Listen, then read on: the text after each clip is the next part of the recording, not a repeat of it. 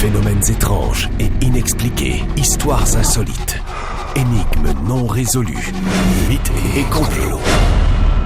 Avec Christian Page. Oui. Là, on est en grande discussion. Bonjour, Christian. Bonjour, Marie-Hélène. Sur quelque chose, parce que j'aime bien quand Christian est là, parce que des fois, il me parle de des affaires, puis là, je fais des liens avec d'autres choses dont j'avais déjà entendu parler. Et là, tu vas nous parler de cet énigmatique prisonnier de Dunkirk, mais qu'on connaît plus qu'on pense. Voilà, parce que j'ai choisi un éphéméride qui touche, en fait, un événement de l'histoire qui touche particulièrement nos cousins français. Mais les gens qui sont à l'écoute ce matin vont aussi reconnaître cette histoire parce qu'elle est célèbre à travers le monde et le cinéma s'y est beaucoup intéressé.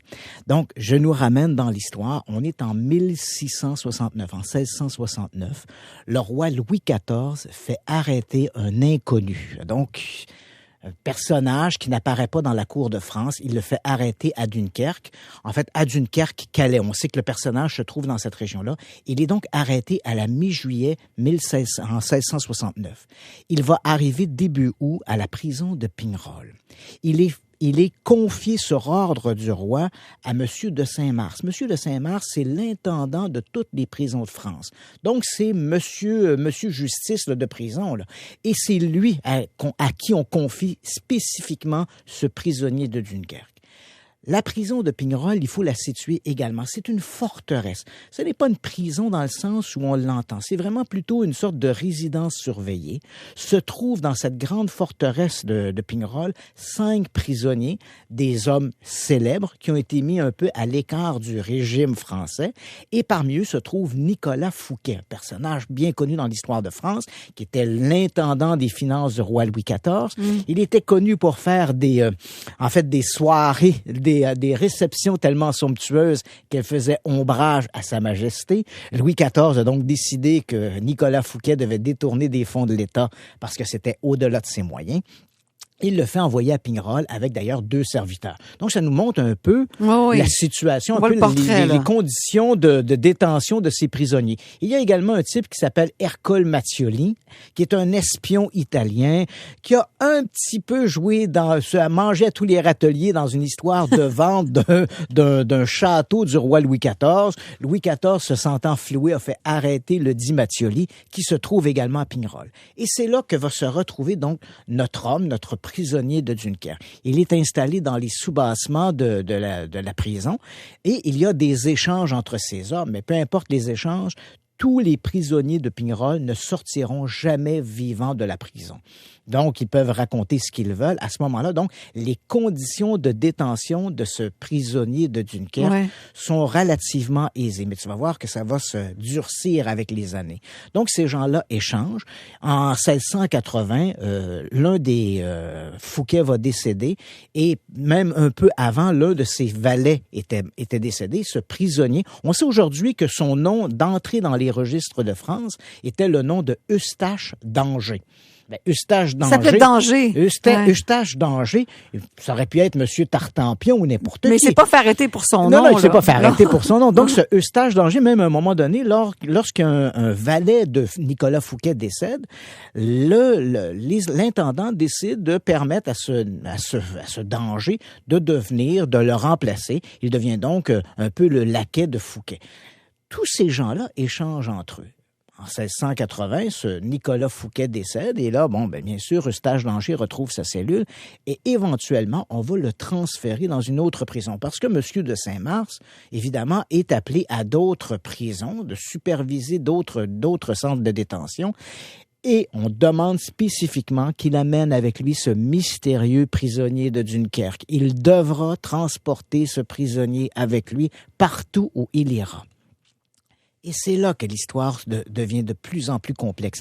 Les conditions de notre prisonnier se détériorent et se resserrent. Monsieur de Louvois, qui est un peu l'un des conseillers du roi de France et qui parle en son nom, écrit à Monsieur de Saint-Mars en disant « Vous savez, le prisonnier, il ne doit jamais parler à qui que ce soit. Il devra vivre dans cette solitude où il n'aura jamais de contact avec d'autres prisonniers. On a peur qu'il dise quelque chose. S'il tente de parler, il devra être tué sur le champ. S'il tente de révéler son identité, il devra être tué sur le champ. Et s'il doit être mis en présence de d'autres prisonniers, il devra porter un masque pour s'assurer que son identité ne soit jamais révélée. Et c'est dans ces conditions de détention et d'isolement que notre prisonnier de Dunkerque va passer d'une prison à une autre. Il va même à un moment donné être incarcéré à la prison de l'île Sainte-Marguerite, qui se trouve au large de Cannes. Pour les gens qui ont visité Cannes, c'est un endroit incontournable. L'île de Sainte-Marguerite est la forteresse. Notre prisonnier de Dunkerque sera détenu là. Et en 1703, il va décéder. À ce moment-là, il se trouve à la prison de la Bastille, qui est à Paris. Il va décéder en 1703. Et sur ordre du roi, on va l'enterrer dans le cimetière de l'église Saint-Paul avec simplement le nom de Macchielli. Pourquoi? Ça sort d'où, ça? Voilà pourquoi on l'entre dans les registres de France sous le nom de Eustache d'Angers. Pourquoi, lorsqu'on l'enterre, on l'appelle Macchiali, qui fait penser un peu à Machiavelli ou Machiavélique ou le nom d'un autre prisonnier. Quoi qu'il en soit, ce mystérieux prisonnier de Dunkerque, on ne connaîtra jamais son secret.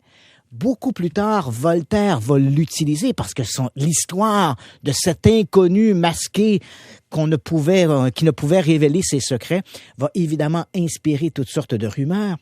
Voltaire va l'utiliser dans des écrits pour en faire dans des écrits pamphlétaires, pour dénoncer des injustices, pour dénoncer les messes basses de la royauté. Ouais. Et éventuellement, c'est assez étonnant parce que Alexandre Dumas père va écrire à un moment donné 3 romans qui ont pour personnages principaux les 3 mousquetaires. Donc son premier roman, c'est Les 3 mousquetaires. Il va écrire ensuite une suite qui s'appelle 20 ans après. Et ensuite, le dernier, c'est Le Vicomte de Bragelonne.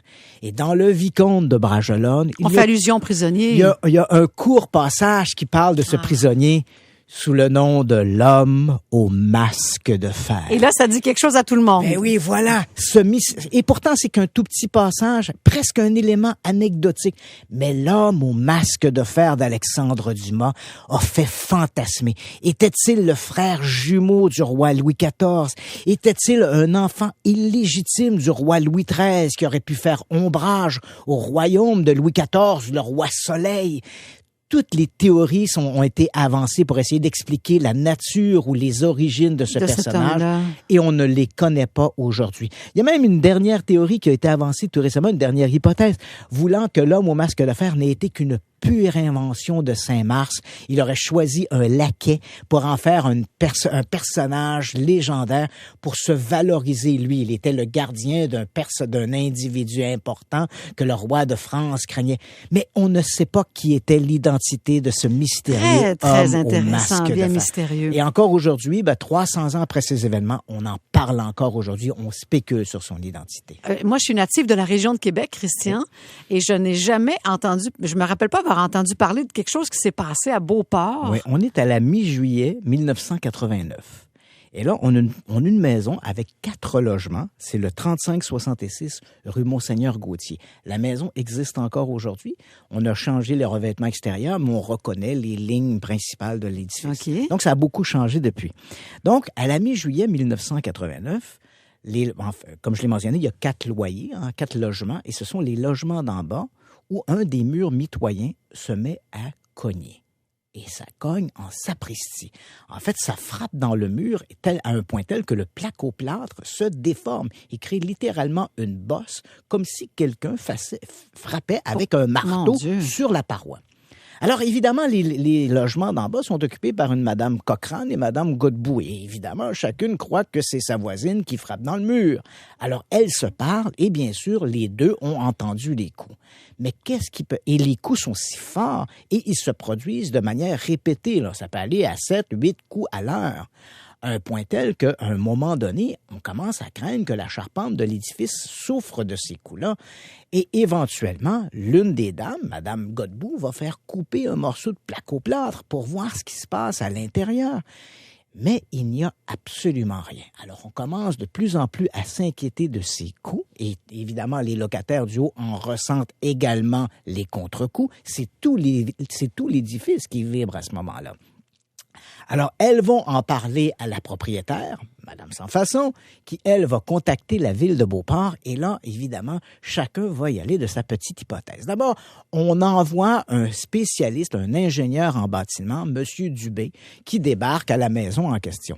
Et j'y étais, j'accompagnais M. Dubé. Voyons donc, Christian. Alors, écoute, je les ai vécus à la première personne. OK, explique-moi comment il se fait que tu te sois retrouvé là. Parce que quand les coups commencent à frapper dans la maison, on en parle et le Journal de Québec commence à parler de la mystérieuse maison hantée de Beauport. Il faut savoir que l'été, c'est souvent la période morte sur le plan médiatique. Donc, on espère une apparition du monstre du Loch Ness, une maison de fantômes, ouais. l'arrivée des extraterrestres, mais on souhaite que quelque chose arrive. Et cette histoire apparaît un peu comme une manne pour les journalistes de Québec, cette maison où il y a des coups mystérieux qui sont frappés dans les murs et personne ne semble savoir. Et ce qui est assez surprenant, des gens peut-être qui nous écoutent ce matin vont peut-être se rappeler de cet événement. Il y a la télévision, le groupe TVA de Québec qui avait envoyé sur place un journaliste et au moment où le type parle avec l'une des locataires, on a entendu les coups. Il lui dit, ça ressemble à quoi ces coups-là, Madame Godbout? Et comme il dit ça, on voit le mur derrière elle qui bouge. Bang, bang. Et elle lui répond, elle dit exactement comme ça. Et Et là, on le voit en direct. Donc, évidemment, tout le monde s'inquiète de ça. On va appeler un ingénieur. Et moi, bien, évidemment, je me retrouve impliqué là-dedans. J'arrive là. Au moment où les coups vont être frappés, à un moment donné, j'avais l'épaule à côté sur la cloison. Et crois-moi, c'était comme si j'avais reçu un plaquage d'un joueur de football. Ça frappait et ça frappait violemment.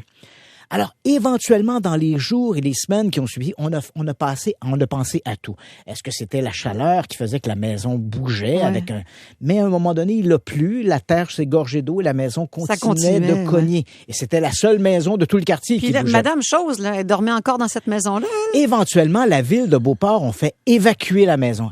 À défaut de trouver une explication, on a fait venir les gens de Gaz Métropolitain, on a fait venir des ingénieurs en bâtiment. Seule cette maison-là bougeait.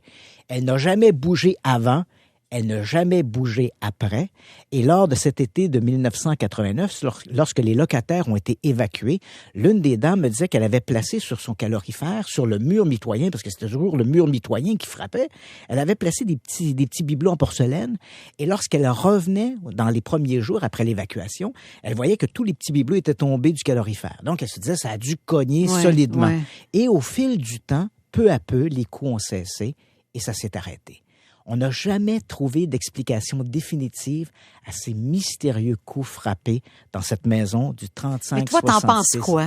Je n'ai pas d'explication, Marie-Hélène. J'ai été très surpris de ce qui s'est passé là, mais je n'ai pas trouvé d'explication.